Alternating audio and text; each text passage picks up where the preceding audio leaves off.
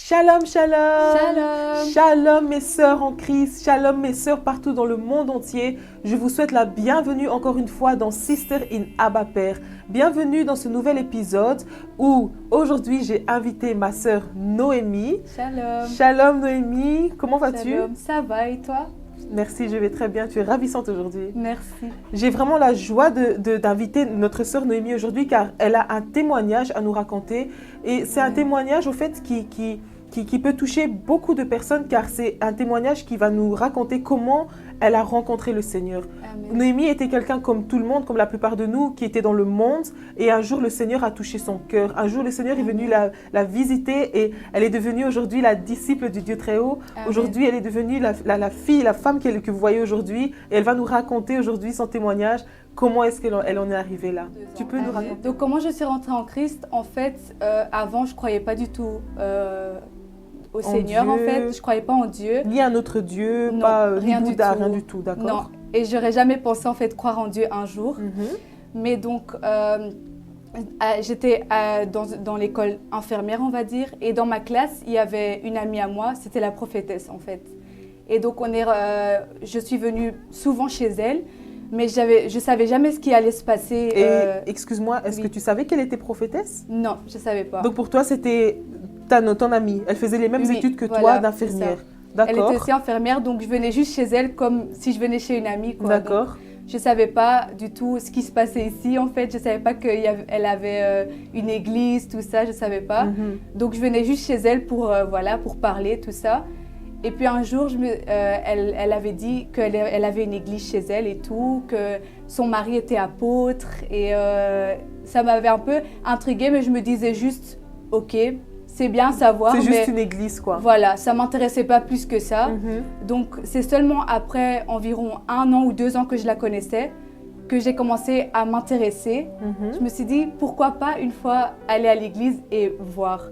Mais je me disais juste, je vais y aller une fois et puis voilà quoi, juste pour la faire plaisir et puis je vais voir. Mais finalement, voilà, je suis allée une fois et je suis restée. Donc si je récapitule, tu es partie dans cette église et c'était l'église là où c'était son mari qui était l'apôtre. Apôtre, oui. C'était là que ça se passait. C'était là que ça se passait. Et c'était la première fois pour toi que tu rentrais et que tu voyais ton amie en train Oui.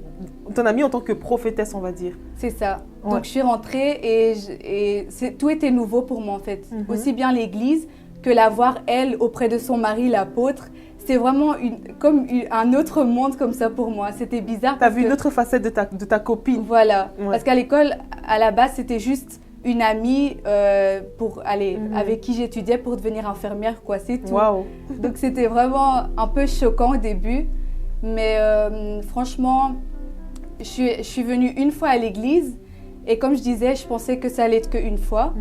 Mais ce jour-là, ça m'a vraiment touchée en fait.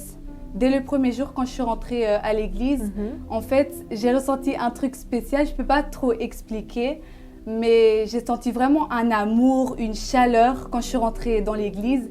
Et je me disais, waouh, je veux encore.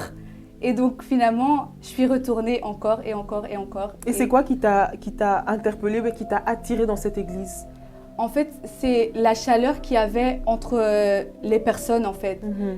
Cet amour, directement, quand tu rentrais, ils ne me connaissaient pas, mais c'était direct, « Oh, câlin, ma sœur !» Et j'étais vraiment, ça me choquait parce que je n'avais pas trop l'habitude de ça, malgré que je suis une personne quand même assez ouverte. Je n'avais pas l'habitude de venir quelque part et qu'on m'accueille de cette façon-là. Wow. Donc, c'est ça qui m'avait vraiment... cette chaleur m'avait vraiment interpellée en fait. Et c'est ça qui t'a donné cette envie de dire, je vais quand même y retourner quand même. C'est ça. Je me suis dit, je vais retourner et je veux encore en fait. Et à ce moment-là, ma sœur Noémie, est-ce que tu as senti, comme la plupart des chrétiens nous racontent, j'ai vu la lumière ou j'ai senti un amour ou j'ai commencé à pleurer ou est-ce qu'il s'est passé quelque chose de spécifique ce jour-là? En fait, ce jour-là, non. J'ai juste été touchée parce que l'apôtre avait prêché. J'avais été touchée, mais c'est pas vraiment que j'ai vu un truc de fou en fait ce jour-là. Moi, ça s'est passé plutôt après.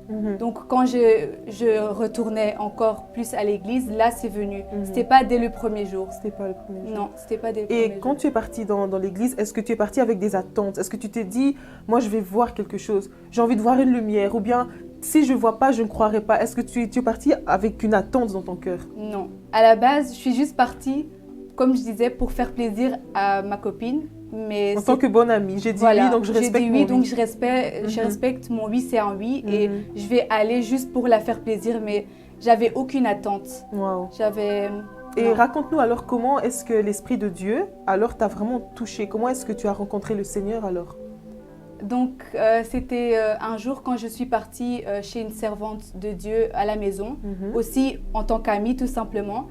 Et, une servante de la même église? De la même église, oui. Et on était partis un jour chez elle avec plusieurs personnes. Et donc, on a commencé à prier ensemble. Juste pour, entre parenthèses, je ne savais pas du tout prier. Quand j'étais chez elle, moi, je ne savais pas du tout prier. Je n'avais pas encore reçu vraiment l'Esprit de Dieu, on va dire, pour commencer à prier ou quoi que ce soit.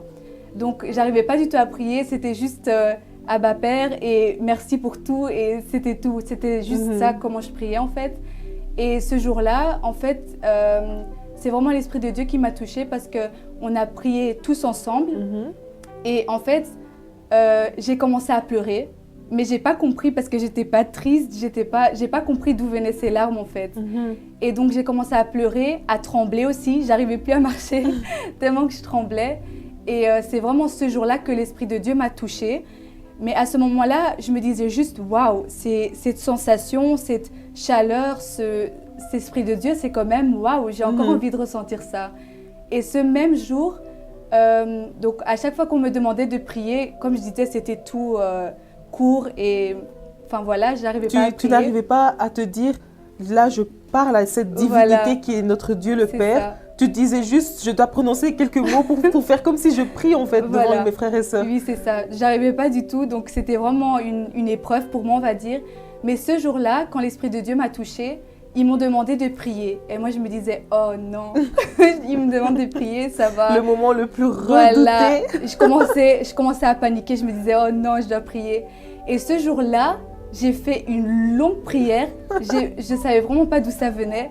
J'étais vraiment choquée. Je me disais, toutes ces paroles, ça sort d'où en fait? Et c'est là que je me suis dit, waouh, il y a vraiment quelque chose qui m'a touchée et qui est rentré, qui a parlé à travers ma bouche. Qui a pris possession de toi. Voilà, je me disais, mais c'est pas moi qui ai dit tout ça. Ça sortait et j'étais vraiment, c'est ça qui m'a vraiment touchée. Je me suis dit, waouh. Amen. Oui. Amen. C'est comme on dit, c'est qu'on ne peut pas prier sans l'Esprit de Dieu. Voilà. À ce moment-là, c'est Jésus-Christ, c'est l'Esprit de Dieu lui-même qui intercède pour nous. Donc, c'est lui qui prend possession de ton corps et c'est là où tu trembles, tu dis des choses que tu ne sais pas et par après, tu te sens bien en fait. Voilà. Après la prière, je me sentais vraiment libérée.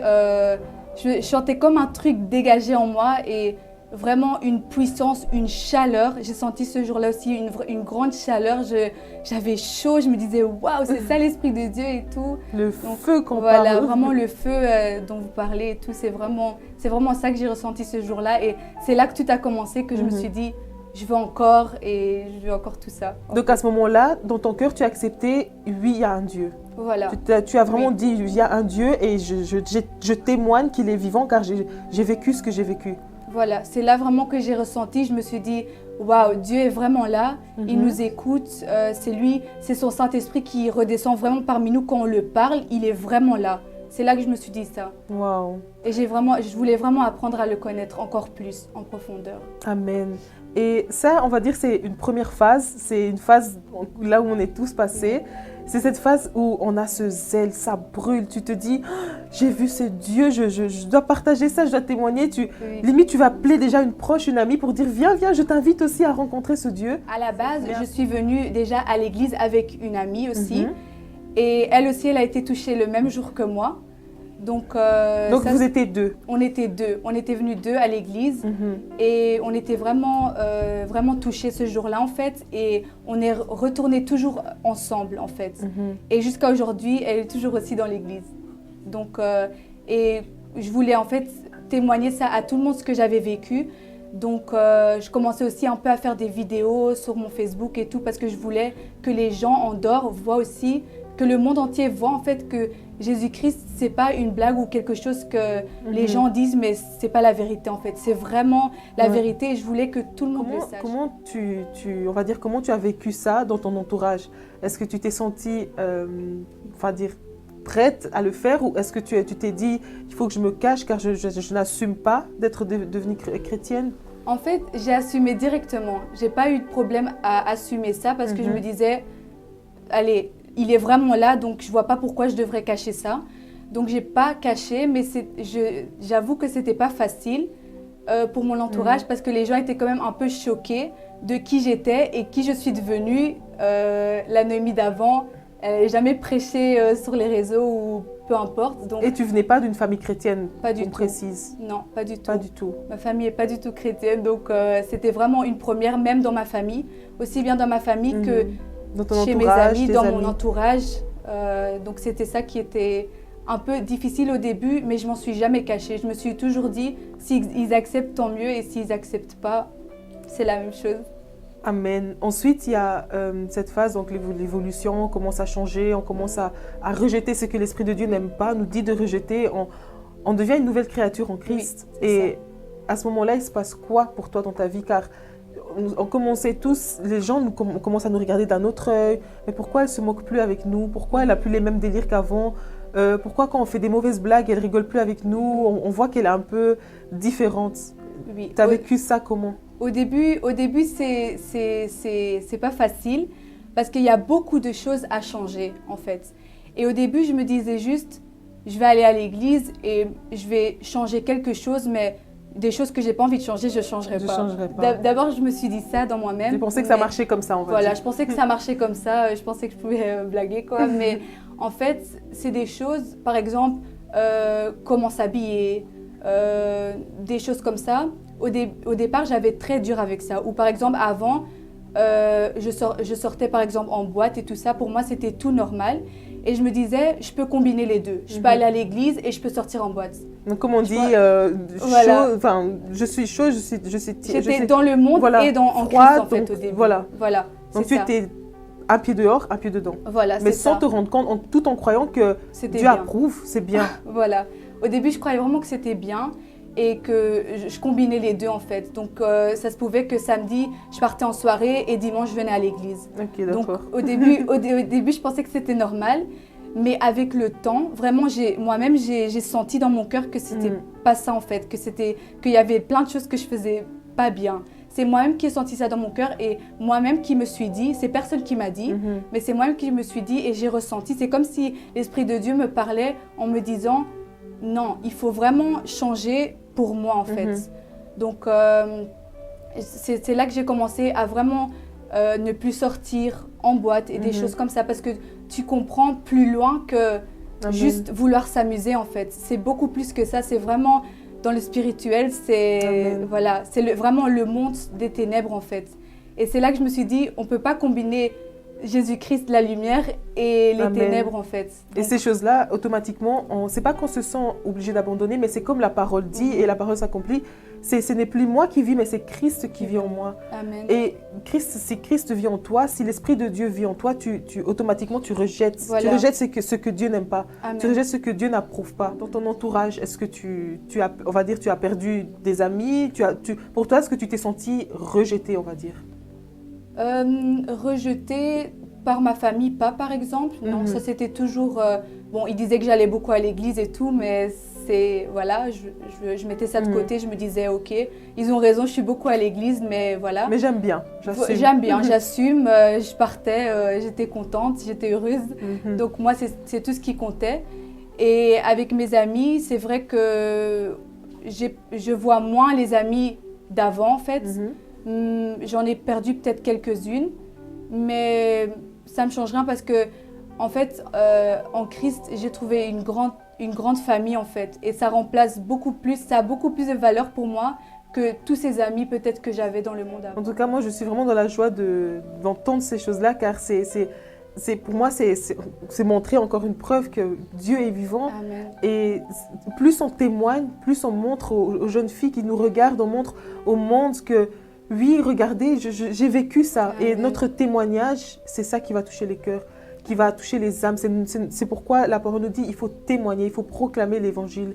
Et Amen. l'Esprit de Dieu nous a mis aussi, comme tu sais, le 9 fruits de l'Esprit. Amen. Est-ce que pour toi, tu peux dire oui, je sens que les 9 fruits de l'Esprit sont rentrés en moi? Amen. Au début, c'est vrai que c'est difficile d'avoir directement les 9 fruits de l'Esprit. C'est quelque chose qu'il faut demander, on va dire, à Dieu tout le temps. Dans les prières, il faut demander que, justement, les 9 fruits de l'Esprit, ça vient tout doucement, en fait. Ça se développe avec le temps. Au début, ils n'étaient pas là. Quand tu rentres en Christ, ils ne sont pas trop là. Mais au fur et à mesure, quand tu pries pour ça, tu sens qu'ils se développent en toi, en fait. Donc, comme par exemple, la joie. Avant, j'étais déjà quelqu'un de très joyeuse, très heureuse, on va dire, dans ma vie. Ce que je pensais, en fait. Mais il y avait toujours quelque chose qui me manquait, on va dire. On va dire ton caractéristique, c'était joyeuse, voilà. Mais ce n'était pas pour autant être heureuse. Voilà. J'étais déjà joyeuse, quelqu'un qui rigolait beaucoup et tout. Mais j'ai toujours senti, en fait, dans ma vie, quelque chose qui manquait, mais je ne savais pas c'était quoi. Et en fait, quand je suis rentrée en Christ, j'ai su que c'était ça, en fait, qui me manquait dans ma vie. Mais la joie, donc c'est vraiment quelque chose que j'avais déjà, mais qui s'est encore plus développé maintenant que je suis en Christ. C'est une vraie joie, vraiment heureuse, on va dire. La joie d'être la fille de Dieu, la joie d'être vivante, la joie de dire moi j'ai un Dieu, la joie de savoir que voilà, je sais pourquoi je vis, quel est le but de ma vie sur cette terre. C'est ça, on a vraiment un but, c'est de pécher les âmes, de raconter la bonne nouvelle. En fait, on est venu sur cette terre juste pour faire un travail pour Dieu, pour récolter les âmes et tout, de prêcher la parole. Et puis après, on retournera. Mais c'est ça, en fait, notre tâche maintenant. Et c'est ça, en fait, qui donne la joie. C'est que tu peux aussi, à travers des témoignages, à travers la parole, tu peux toucher des âmes aussi. Et c'est ça qui donne la joie parce que chaque jour, tu peux parler aux gens et sauver des âmes, en fait. C'est ça qui met encore plus dans la joie. Parce que comme il dit dans sa parole, il dit dans 1 Thessaloniciens 5,16, il dit soyez en tout temps dans la joie. Amen. Donc peu importe si tu as un moment, une tempête dans ta vie, quelque chose, peu importe une maladie, quelque chose, il faut toujours rester dans la joie, en fait. Jamais montrer qu'il y a quelque chose, parce que le fait que Jésus est dans ta vie, c'est déjà une grande joie. Amen. Donc peu importe, tu vas toujours vaincre ce que tu as. Parce qu'avant, j'étais quelqu'un de très nerveuse. J'étais nerveuse, le moindre truc, j'étais en stress ou quoi. Mais maintenant, j'ai vraiment reçu cette paix du Seigneur.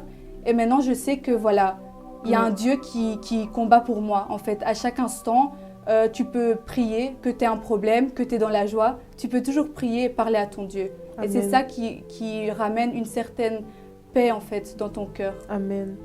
Et est-ce que c'est facile pour toi Car je sais que quand on rentre dans le Seigneur, on a toujours cette envie de dire « je veux que ma famille aussi soit croyante. Je veux que ma sœur ou mon frère ou mon père, peu importe, je veux qu'ils croient aussi car c'est ta famille, tu les aimes, tu veux qu'ils soient dans la même joie, tu veux partager la même paix avec eux. » Est-ce que pour toi, c'était facile de prêcher la parole envers ta famille? Non, c'était pas du tout facile. C'est vraiment une tâche difficile, mais je demandais toujours au Seigneur de me guider, en fait. C'était plus difficile que les gens de l'extérieur. Voilà, c'est plus difficile la famille que les gens de l'extérieur, en fait. Mais à ce moment-là, j'essayais toujours de les mettre. Si j'avais difficile, je les mettais toujours en prière. Tous les jours, je mets ma famille en prière, encore aujourd'hui. Et je sais que le Seigneur va les choisir et va les sauver en son temps. Donc je dis toujours que ta volonté soit faite, Seigneur. C'est en ton temps qu'ils vont être sauvés. Amen. Donc je les mets tous en prière et le Seigneur a fait grâce parce que il n'y a pas longtemps, ma sœur et mon frère sont rentrés en Christ. Donc je sais que mes prières ont fonctionné et je sais que ce n'est pas pour rien que je les mets en prière. Aucune prière est en vain. Le Seigneur entend tout. Amen. Le Seigneur entend et il exauce en son temps voulu et surtout par notre foi. Voilà, c'est par ça. Notre foi. Quand nous faisons une prière avec foi, et nous savons, comme la parole dit, croyez que ce que vous avez demandé, vous l'avez déjà reçu. Amen. Et si on applique ça, si on prie avec foi, avec toutes nos forces, Amen. la parole s'accomplit. Je C'est pense que vrai. tu as ramené aussi des âmes vers le Seigneur, si je ne me trompe pas, des amis. Oui, quelques amis aussi qui sont venus à l'église, qui ne restent pas forcément, mais je sais que le Seigneur va décider pour ça. Et ce n'est pas pour ça que, parce qu'ils ne viennent pas, que je ne continuerai pas à prêcher la parole. Ils le savent maintenant que peu importe s'ils viennent ou s'ils ne viennent pas, je vais toujours essayer de dire, tu as envie de venir, tu viens, tu n'as pas envie, c'est ton choix. Amen. Mais ça ne change rien au fait que je vais toujours parler de Jésus et ils le savent. Ouais. Donc, Est-ce que tu sens des fois cette peur de, par exemple, je sais pas, de perdre ta foi à cause du manque de foi des gens de ton entourage? en soi, à cause de mon entourage, non, pas vraiment. Parce que je sais je sais que le Seigneur existe vraiment. Et là, il s'est déjà manifesté dans ma vie, on va dire. Donc, peu il importe. est vivant. Il est vivant. Donc, je veux dire, peu importe ce que les gens de mon entourage pensent, moi, je sais ce que j'ai vu, je sais ce que j'ai ressenti. Et ça va pas... C'est pas parce que mon entourage ne croit pas que moi, ça va me baisser ma foi, en fait. Amen. Si je te demande si tu as un message à faire passer à toutes nos sœurs qui sont encore dans le monde, on va dire, qui sont encore perdues, qui cherchent encore qui ils sont ou pourquoi ils sont sur cette terre, qu'est-ce que tu pourrais leur dire aujourd'hui? Ce que je pourrais leur dire, c'est vraiment, peu importe où vous êtes maintenant en ce moment, peu importe si vous êtes quelqu'un qui sortait beaucoup, que vous vous dites « je ne vais jamais croire en Dieu » ou bien vous êtes même en ce moment, par exemple, beaucoup dans la drogue, cigarettes ou peu importe. Je sais que c'est possible pour tout le monde, même les gens qui viennent vraiment de loin. J'ai déjà vu beaucoup de personnes qui viennent de loin et qui viennent quand même en Christ. Et je sais que c'est possible pour tout le monde. En fait, Amen. Le Seigneur, il est tellement grand qu'il peut changer chaque cœur. Même les cœurs les plus endurcis, lui, il dit dans sa parole, je vais changer ton cœur de pierre en cœur de chair. Amen. Et je sais qu'il peut changer chaque cœur. Donc même si tu as le cœur le plus dur, le Seigneur peut te toucher en son temps. Il peut vraiment toucher chaque personne. Amen. Ma sœur Noémie, j'aimerais bien que tu fasses une prière pour nous, pour une âme, une personne qui est en train de regarder en ce moment, une personne qui en ce moment est perdue, qui te regarde peut-être et qui a besoin de cette prière.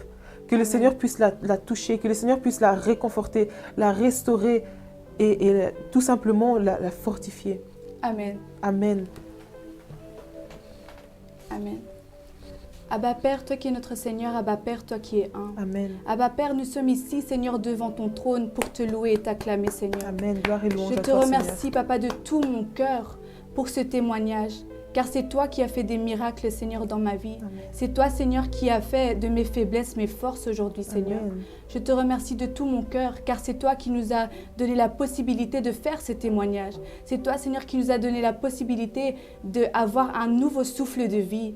Là où beaucoup de gens meurent, là où beaucoup de gens sont faibles en ce moment, Seigneur, toi, tu nous as levés encore aujourd'hui. Amen. Tu as ouvert nos yeux, Seigneur. Tu nous as sortis de notre lit encore aujourd'hui, Seigneur. Amen, Seigneur. Alors, je te remercie pour cette Merci, journée en Seigneur. général, au nom du Seigneur Jésus-Christ de Nazareth. Papa, je mets chaque personne qui regarde cette vidéo, Seigneur, entre tes mains.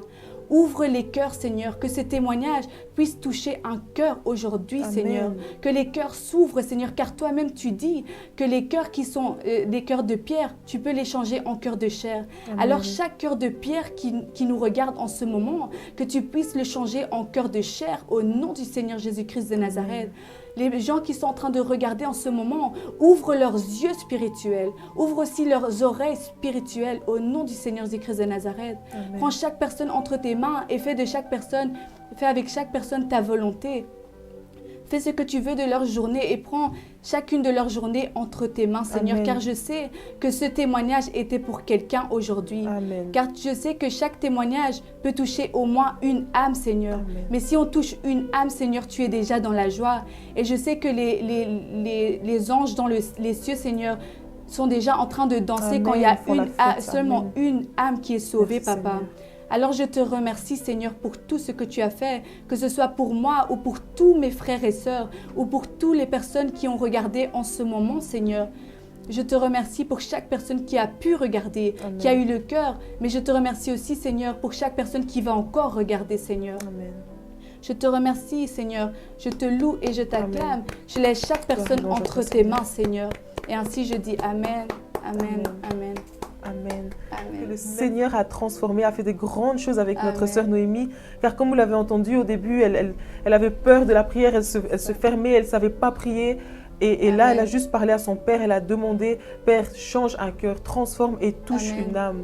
Amen. Amen. Sois bénie, ma sœur, et vraiment, je prie pour ta famille aussi, qu'ils Amen. puissent aussi trouver le Seigneur, que le Seigneur puisse les toucher, afin que vous soyez tous un dans le Seigneur, dans le Amen. nom du Seigneur Jésus-Christ de Nazareth. Merci en tout cas de m'avoir écouté. Amen. Merci d'être venu. Merci pour ton témoignage. Et Amen. merci de nous avoir édifiés. Et si vous avez vous-même des témoignages, si vous avez vous-même quelque chose à nous partager, à nous raconter, n'hésitez pas à écrire cela en commentaire ou en message privé, peu Amen. importe. Et nous serons toujours là pour vous répondre dans le nom du Seigneur Jésus-Christ de Nazareth. Amen. Merci beaucoup et on vous dit à la prochaine. À la Bye prochaine. bye.